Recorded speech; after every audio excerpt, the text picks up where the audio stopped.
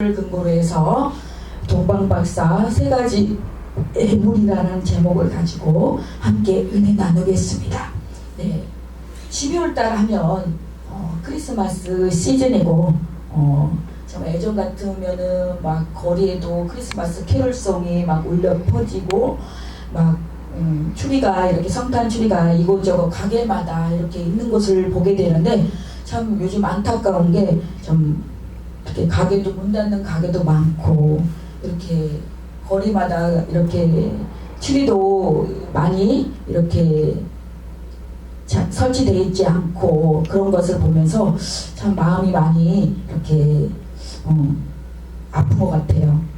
그럼에도 불구하고 우리는 하나님의 백성으로서 자녀로서 교회마다 우리 성탄의 기쁨을 함께 누리는 저와 여러분들이 되기를 소망합니다.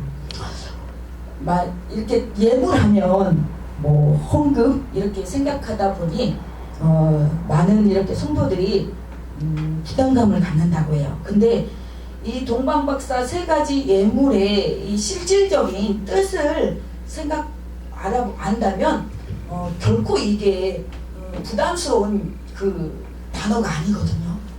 여기 보면은 11절에 보니까 집에 들어가 아기와 그의 어머니 마리아가 함께 있는 것을 보고 엎드려 경배하고라고 했어요.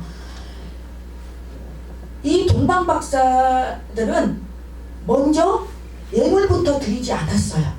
예물을 먼저 꺼내지 않고 먼저 엎드렸다고 했어요. 아기 함께 있는 것을 보고 엎드려 아기께 경배하고 보배압을 열어라고 했잖아요. 참된 신학의 순서는 분명합니다. 예배는 헌신입니다. 예배는 결코 헌신이 따르지 않으면요 예배를 드릴 수 없어요. 얼마나 많은 유혹의 주일날이면 일요일날이면 있겠어요. 뭐 등성 가는 부류들 있고 뭐 여행 가는 부류들 있고 그 어떤 분도 뭐 놀러 간다고 그리고 주일을 이렇게 범하는 사람도 있는데 예배는 결코 우리의 생각과 마음을 그분께 온전히 집중하지 않으면 예배를 드릴 수가 없어요. 예배를 자리에 왔어도 마음은 콩밭에 가 있는 거죠. 생각은 딴 데 가 있는 거죠. 그러나 분명히 하나님의 말씀에는 성경에는 내 마음을 다하고 뜻을 다하고 목숨을 다해서 내 하나님을 경외하라고 했습니다. 경외하라고. 그래서 이 엎드림은 그냥 이 엎드림이 아니고 주님이 왕되심을 예수님께서 왕되심을 그 왕권을 인정한다는 표시입니다. 그리고 이 엎드림은 자기 주권을 내 인생의 주인은 내가 아니고 예수 그리스도이십니다 라고 내 주권을 다 포기하고 하나님의 주권과 섭리를 받아들이고 그분의 주권을 인정하는 것입니다. 그래서 우리가 이 예배에는 정말로 이 엎드린다는 것은 왕 앞에서 신 앞에서 완전히 자신을 낮추는 행위예요. 그래서 헬라어로는 프로스피네모 그리고 히브리어로는 샤라는 건데 이 샤이 본문의 이 원문의 뜻을 보면 몸을 굽히다, 땅에 엎드리다, 경배하다. 시편 95편 6절에 보면 오라 우리가 굽혀 경배하며 육체의 자세와 마음의 항복을 함께 드리는 거예요. 그래서 계시록 5장 14절에도 보면 내가 또 들으니 하늘 위에와 땅 위에와 땅 아래와 바다 위에와 또 그 가운데 모든 피조물이 이르되 보좌에 앉으신 이와 어린 양에게 찬송과 존귀와 영광과 권능을 세세토록 돌릴지어다. 이건 정말 완전히 우주적인 예배를 모든 만물들이 하나님 앞에 찬송과 존귀와 영광과 권능을 세세토록 돌릴지어다라고 합니다. 그만큼 예배를 통해서 하나님께서 우리에게 주시고자 하신 하나님의 뜻과 하나님께서 주시고자 하나님의 복을 예배를 통해서 이루어진다는 것을 우리를 알아야 돼요. 내가 어디 놀러 가서 어디 다른 데 가서 거기 가서 예배 드리면 되죠? 아니, 하나님께서는 받으시는 그 장소와 하나님께서 받으시는 곳이 있다라는 거예요. 그래서 우리가 예배 종류에는 감사 예배가 있고 시편 50편 23절에 감사 예배가 있고 회개 예배가 있습니다. 요에서 2장 12절에서 13절에 보면 그렇고 삶의 예배가 있습니다. 순종과 사랑과 거룩과 로마서 12장 1절에서 12절을 보면 너희는 마음을 새롭게 함으로 변화를 받아 너희의 모든 것을 하나님 앞에 드려라. 그렇게 말씀하고 있어요. 그래서 이렇게 나와서 예배당에 나와서 예배 드리는 예배가 있고 우리가 삶 속에 드려지는 예배가 있단 말입니다. 그래서 우리는 나의 예배는 어떤 예배인가 점검하는, 우리 한 해가 가기 전에 점검하는 그런 저와 여러분들이 되길 소망합니다. 두 번째로 보배함을 열어라고 나옵니다. 이 경배는 마음으로 끝나지 않고 삶의 문을 여는 행위로 이어집니다. 보배함은 가장 귀한 거예요. 보배함에다가 우리도 이렇게 뭐 보면은 금고에다가 부잣집 보면은 금고에다가 자기의 어떤 그런 소중한 것을 귀중한 것을 넣어놓잖아요. 이 보배함은 가장 귀한 거예요. 열었다는 것은 숨겨두지 않았다는 거예요. 하나님은 남은 것이 아니라 열린 것을 받으십니다. 그래서 우리가 이 예배에는 정말 나의 모든 것, 이 귀한 것, 나의 모든 것을 다, 나의 생각과 마음과 모든 것을, 가장 귀한 것을 하나님 앞에 숨기지 않고 드러내며 나타내며 하나님 앞에 드러내는 것입니다. 세상에서는 나의 수치와 이런 것들을 우리가 감추고 드러내지 않으려고 해요. 왜? 세상 사람들은 어떤 그 한 사람의 어떤 그 사건과 사고가 자기네들의 어떤 자기들의 그 삶에 그 한 사람을 놓고 입으로 도마질을 해요. 난도질을 해요. 그렇지만 우리 예수님은 상한 갈대를 꺾지 아니하고 꺼져가는 등불을 끄지 않으시기에 그 아픔과 상처를 통해서 내가 하나님 앞에, 예수님 앞에 드러내므로 말미암아, 기도로 쏟아내므로 말미암아 우리의 그 상처들을 치유하시고 회복시켜 주신다는 거예요. 예수님만이. 우리가 인간에게 정말 참 사람은 사랑의 대상이지 그 어떤 것도 바래서도 안 되고 바랄 이유도 없고 필요도 없는 거예요. 왜냐? 똑같은 죄인들이에요. 똑같은 죄인들이 예수 그리스도의 보혈의 피로 말미암아 죄사함을 얻고 영원한 생명을 얻었어요. 그러니 뭐 별 다를 게 없어요. 다 거기서 거기에요. 부잣집이나 가난한 사람이나 다 안에 들여다보면요, 다 나름대로 자기들의 삶의 애로가 있단 말이에요. 드러내지 않을 뿐이지. 그렇기 때문에 우리의 아픔과 상처를 사람에게 말하는 것이 아니라 우리 하나님 앞에 조용히 나와서 하나님 앞에 아뢰 때 하나님만이 우리를 위로하시고 회복하시고 품어주시고 가장 거기에 또 더 뛰어넘어서 우리를 더 업그레이드 시켜서 하나님이 쓰시기에 합당한 존재로 세우신다는 것입니다. 여기에 이제 금, 유황, 몰약이 나옵니다. 이 동방박사의 이 세 가지 예물이 금, 유황, 몰약이에요. 이 예물에 담긴 고백이 있는데 이 금은 왕으로 고백한다. 어떤 설교 들어보면 금을 예물로 드려야 된다. 유황, 몰약 다 예물을 그만큼 드려야 된다. 그렇게 설교하는 어느 분들도 내가 들어봤어요. 그거는 아닌 거고요. 이 금은 내가 예수 그리스도를 왕으로 고백하고 내 삶의 주인은 예수님이다라는 그 뜻으로 이 금을 상징하는 것입니다. 그리고 유황은 제사장으로 고백하고 나는 스스로 하나님께 갈 수 없다 고백하고, 이 아기는 하나님께 나아가게 하는 중보자이다라고 고백하고 인정하는 것입니다. 이 아기가 누굽니까? 예수 그리스도잖아요. 이 예수님은 중보자세요. 우리가 하나님께 나아갈 수 있도록 중간에서 우리의 그 기도의 향기를 가지고 예수님께서 그 기도를 가지고 하나님께 전달하는 거예요. 중보자 역할을 하십니다. 그리고 이 몰약은 구주로 고백합니다. 이 아기는 예수 그리스도는 나를 위해 죽으실 분이시다라고 이 고백하는 거예요. 그래서 이 유황은 불에 타면 자극적인 냄새가 나요. 그래서 이 고대에는 정화와 소독과 화형에 사용했다고 해요. 그래서 창세기 19장 24절에도 소돔과 고모라 심판이 유황에 나오잖아요. 그리고 최종 심판과 지옥의 불이 계시록 20장 10절에도 나오고 21장 8절에도 나옵니다.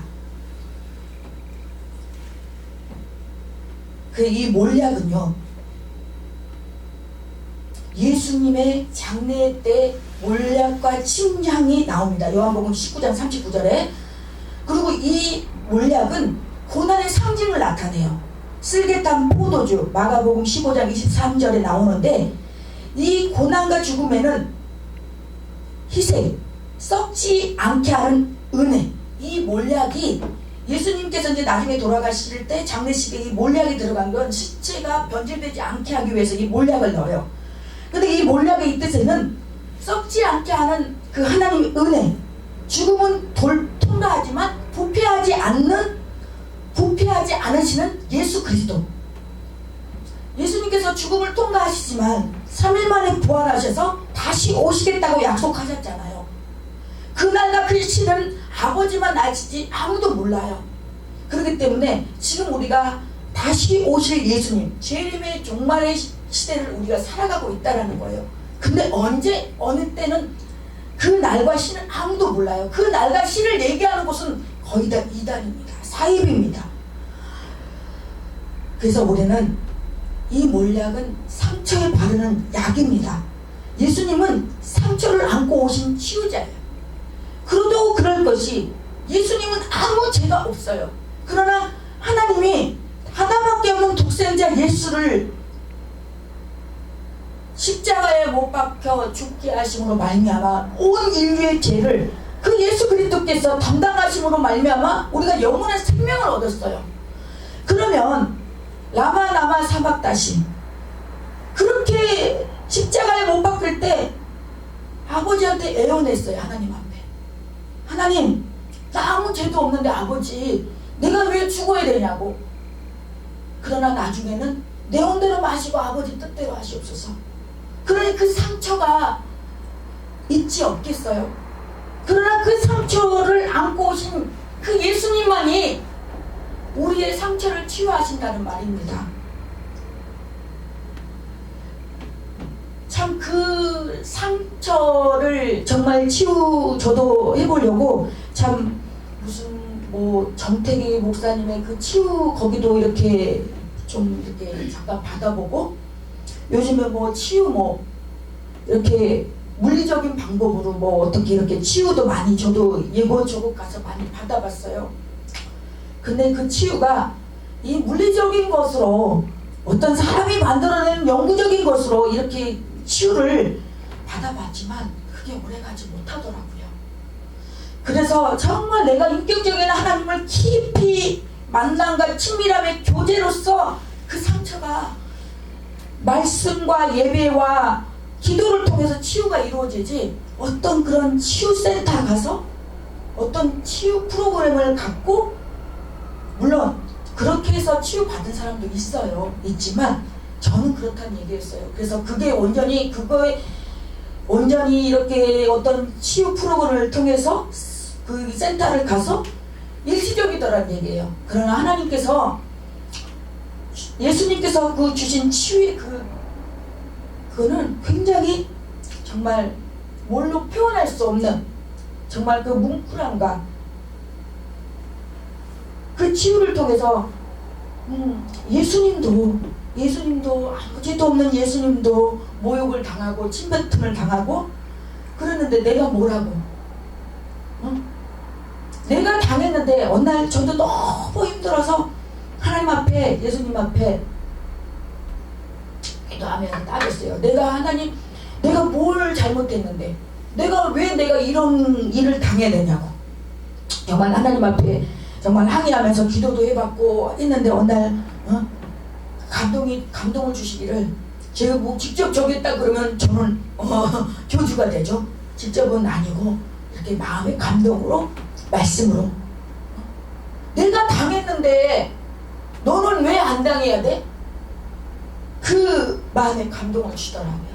그래서 그래, 하나님 예수님도 나의 죄 때문에 그 아무 죄도 없으신 분이 십자가에 못 박혀 돌아가셔서 나의 죄를 사하시고 영원한 천국 생명을 주셨는데 내가 뭐라고? 내가 뭐라고? 그렇게 생각을 하니까 마음이 그냥 평안해지고 그냥 아무것도 아니게 되더라고요. 그래서 그런 것들이 참 그런 과정들을 거치고 오면서 우리가 하나님 앞에 그 얻어지는 그 믿음은 거저가 없구나. 이 믿음이 그냥 쉽게 업그레이드되고 그냥 쉽게 얻어지는 믿음 같으면요, 쉽게 어떤 환난과 고통이 역경이 다가오면요 그냥 쓰러져요. 그냥 쓰러져요. 그리고 사람들의 유혹에 오늘 관광버스 타고 놀러가자 그러면 홀라당 가게 되고 어때? 오늘 뭐 성경에 술 취하지 말라 그러는데 술 먹으면 어때? 술 취하지 말라 그랬지 술 먹지 말라 그랬냐? 그러고 먹어 한 잔 먹어 어때? 그럼 술 그러다가 한 잔 두 잔 완전히 낄라대가지고 그런 케이스를 저는 많이 봤어요. 근데 우리가 그런 과정들을 거치고 하다 보니까 땅이 비온 뒤에 땅에 굳는다고 더 단단해지는 거예요. 그래서 우리가 절대 나에게 현실에 지금 닥쳐있는 왜 나만 겪는 고난이냐고 원망하지 마세요. 그럴 때도 있어요. 그렇지만 그 고난 뒤에는 정말 하나님께서 예비해 놓으신 축복이 있다는 것을 의심하지 마시고 지금 나에게 처해 있는 이 고난 아픔을 잘 견뎌내고 이겨내고 하나님과 말씀과 기도와 예배 속에서 살아내면 하나님이 반드시 언제 그 과정, 힘든 과정은 지나고 보면은 언제 그랬더라? 언제 그런 내가 힘든 적이 있었더냐? 그렇게 하나님께서 우뚝 하나님께서 믿음의 레벨을 영적 레벨을 높여주신다는 것을 믿어 의심하지 마시길 바랍니다. 그래서 상처를 숨기지 말고 보배압을 열어야 합니다. 이 보배압을 어떻게 여냐? 기도로 자꾸 내 마음을 하나님 앞에 토설하세요. 하나님 앞에 토설하면요 하나님은요 우리 안고 일어섬을 다 하시고 우리 머리카락 하나도 다 세심 받으신다고 하셨습니다. 그렇기 때문에 그 나의 그 상처 저는 하나부터 열까지 내가 이렇게 막 상대방에게 얘기한 거 속상한 거 막 얘기하지 하나님 앞에 다 얘기합니다. 하나님 앞에 때로는 자녀가 부모한테 일르듯이 다 얘기합니다. 그러고 나면 얼마나 마음이 평안한지 몰라요. 근데 사람들한테 그래도 이제 뭐 친한 동료 목사님들이나 이렇게 얘기하고 나잖아요. 얘기하고 나면 뭔가 찝찝해. 이것도 뭔가 이것도 또 내 말이 또 나가지는 않나, 또 어디에서 또 새 나가지는 않나, 이거 퍼지질 않나. 그럴 바에는 또 이렇게 얘기하고 나서 또 마음이 편찮지 않잖아요. 입술로 재지고. 차라리 그냥 하나님 앞에 그냥 토설하고 얘기하고 그게 기도입니다.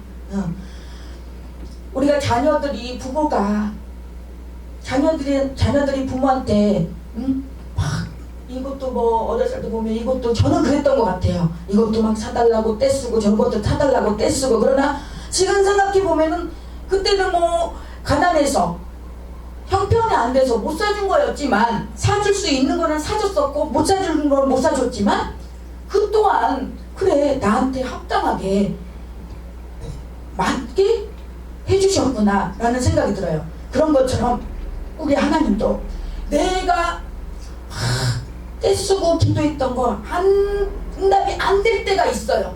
안 됐던 것도 있습니다. 그러나 지금 와서 뒤돌아보면 그 응답이 안 된 것도 응답이더라고요. 왜? 만약 그래 맞아 그게 만약에 됐으면 어쩔 뻔했어? 문득문득 그렇게 지나온 시간을 돌아보면 그럴 때가 있더란 말입니다. 그래서 하나님은 항상 옳습니다. 우리 하나님은 항상 놀아요. 그렇기 때문에 항상 기뻐하라, 범사에 감사하라, 쉬지 말고 기도하라. 이 세 가지가 거룩의 의미가 있거든요. 우리는 하나님 앞에 항상 이 구별된 삶을 살아갈 때 하나님께서 부어주시고자 하는 그런 적이겠지. 세상 사람들이나 똑같이, 안 믿는 사람들이나 똑같이 간다 하면은 정말 저는 답이 없다고 생각해요. 그래서 저는 더 이상 그런 사람들에게는 그냥 고면 안 하고 싶어요. 이제는 하나님께서 저를 통해서 그렇게까지 기회를 줬고, 사람을 통해서 기회를 줬음에도 불구하고 그 기회를 줘버리고 자기의 그냥 자기 좋은 대로, 자기 소견에 오른 대로 살아가서 그냥 주일도 범하고 그냥 뭐 세상 사람들하고 그냥 어디 띵가띵가 놀러 가고, 그러면은 재간이 없잖아요. 뭐 그냥 거기다가 목에다가 끌고 올 수도 없는 거고. 그래서 하나님은요, 우리 부모님이 자녀들이 정말 말 잘 듣고 막 뭘 시키면 또 저기 잘하고 또 뭘 하려고 하고 그러면 더 이뻐서 더 하느라도 막 더 사주고. 저 어렸을 때 제가 이제 1남 4녀 중에 셋째거든요. 그 제 밑에 남동생이고, 남동생이 하나이기 때문에 굉장히 우리 이제 그 시골은 남마 서로 사상이 굉장히 컸어요. 그래서 계속 딸 이렇게 낳다가 이제 제 밑에 남동생이 이제 생기다 보니까 제가 이제 남동생 이렇게 봤다 되게 이렇게 예쁨을 받고 살았어요. 그러다 보니까 그 예쁨을 받다 보니까 더 예쁨을 받고 싶고, 더 이렇게 관심을 받고 싶으니까 더 그냥 뭔가 눈치껏 이렇게 부모님이 좋아하는 거를 더 막 하고 했던 것 같아. 그러니까 우리 시골은 섬이지만 숲을 가려고 해도 배를 타고 나가야 돼요. 그럼 꼭 배 타고 이제 나가야 될 일이 있으면 같이 가서 데리고 가서 사탕 하나라도 더 사주고 옷이라도 하나 더 사주고 그랬던 기억이 나거든요. 그런 것처럼 하나님 아버지 마음도 그런 것 같아요. 하나님 아버지가 보시기에 내 자녀가 정말 아버지 뜻대로 살려고 하고 뭔가 막 아버지 뜻대로 막 하려고 하고 더 이쁘지 않겠어요? 그러면